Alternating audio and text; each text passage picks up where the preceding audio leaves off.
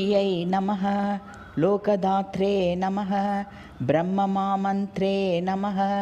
पद्मनेत्रायै नमः पद्ममुख्यै नमः प्रसन्नमुखपद्मायै नमः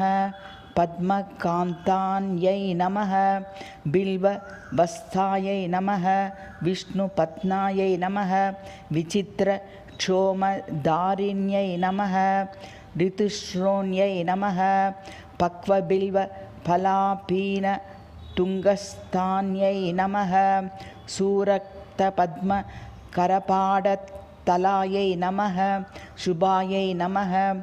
सूरत्नागाढकेयूरकाञ्चीनिपूरशोभितायै नमः यक्षकर्धामसम्प्लितसर्वाङ्गायै नमः कटकोज्ज्वालायै नमः मङ्गल्याभरणचित्रमुक्तहार्यै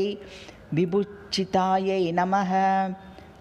तातान्कैरवतान्तैस्य शोभमाना मुकाम्बुजायै नमः पद्महस्तायै नमः